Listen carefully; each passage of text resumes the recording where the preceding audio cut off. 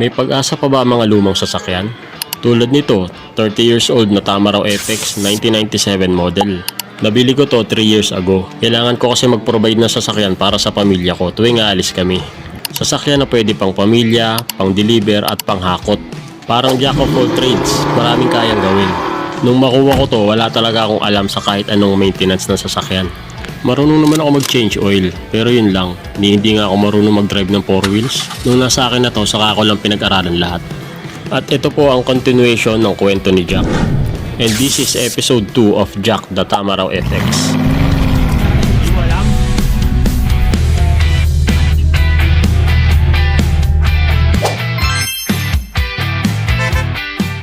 Nung bago sa akin to, hiniram to sa akin ng mga tiyuhin ko para umuwi ng Batangas. Sa biyahe nila, nagkaroon ng aberya dahil naputol yung contact point. At nabasa sila nung umulan dahil butas pala yung bubong. Kaya nung makabalik to sa akin, nagsuggest sila na palitan yung distributor from contact point to electronic type. Nagtanong kami sa mekaniko namin at buti na lang may alam siyang kukuha na surplus. Siya na yung kumuha at siya na rin yung nagkabit. Yung surplus na electronic type na distributor ay 3.5 tapos yung labor niya 500 lang. Ngayon, yung butas na bubong, nagtanong ako ng palatero sa mga shop. Iba-iba presyo, may 12,000, may 15,000, tsaka may 25,000. Buong bubong na kasi yun, kasama na papintura. Yung paunang gastos ko nung makuha ko itong sasakyan ay umabot na ng 8,000. Yun yung pa-change oil, oil filter, spark plugs, tsaka mga pump belts, tsaka tune-up. Ngayon naman, kailangan ko magpalatero ng bubong sa halagang 12,000 minimum. Sa part na to, nagpipigil na ako ng gastos. Namamahalan ako kaya nag-DIY ako. Bumili ako ng fiberglass solution, ako nagtimpla at ako rin na naglagay. Ang nagastos ko rito nasa 500 lang. Natapalan ko yung butas, ang ganda ng kapit ng fiberglass, yun nga lang, ang pangit. Pero okay lang, hindi naman masyadong kita, nasa bubong naman. Ipapalatero ko na lang yan pag may budget na. Naglagay na rin ako ng rain visor para hindi pumasok yung angin ng ulan. Nung mapunta sa akin to, hindi ko alam na standard FX pala to, kaya pala lubog yung mga mata. Magkaiba pala yun, nakala ko basta FX yun na yun eh.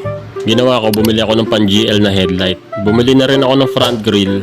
Yun nga lang, hindi pala kasi yung mga kabitan, kaya bumili ako ng mga bracket. Nung may kabit na namin, mas naging pogi siya, nakakatuwa. Binilan ko na rin ng 3-headed fan kasi nga hindi ko pa pinapaayos yung aircon. Isang araw, dinala ko na to sa trabaho para mag-practice na for city driving. Okay yung papunta, walang problema. Pero nung pauwi na, ayaw mag-start. May redondo, pero ayaw tumuloy.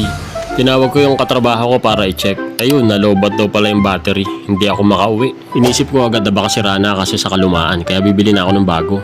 Kaso gabi na, sarado na yung mga shop. Meron palang online 24 hours delivery para sa mga ganitong emergency. Dumating nga yung delivery at chinek niya agad. Pero nung chinek niya, hindi daw kumakarga yung alternator ko.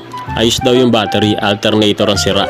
Mabait yung nag-deliver, sabi niya pwede ko daw hindi kunin yung battery, okay lang naman daw.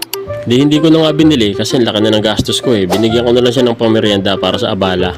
Ginawa ko, naka-charge ako ng battery doon sa warehouse hanggang madaling araw. Naiuwi ko nga yung sasakyan at kinabukasan dinala ko na yung alternator sa pagawaan.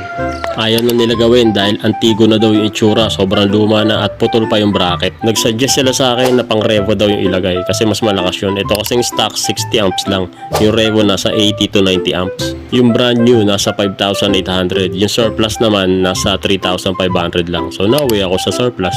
Doon ko napagtanto na kailangan ko isa-isahin yung mga pyesa na sobrang luma na para palitan. Pero hindi agad-agad kasi ang dami ko ng gastos eh. Ano, kwentahin na natin lahat na nagastos. Initial tune-up and maintenance umabot ng 8,000. Electronic distributor 3,500. Yung labor 500. Fiberglass 500. Rain visor 900. Headlight 2,200. Front grille 2,400. Yung mga bracket 99 pesos.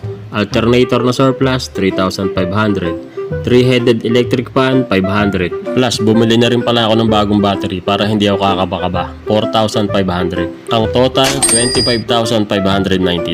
Ano, kaya pa ba? Mura pa nga yan eh. Kapit lang Jack, matatapos din yung mga ipapagawa sa'yo. Hindi kita bibitawan. See you sa episode 3 ng Jack the Tamaraw FX.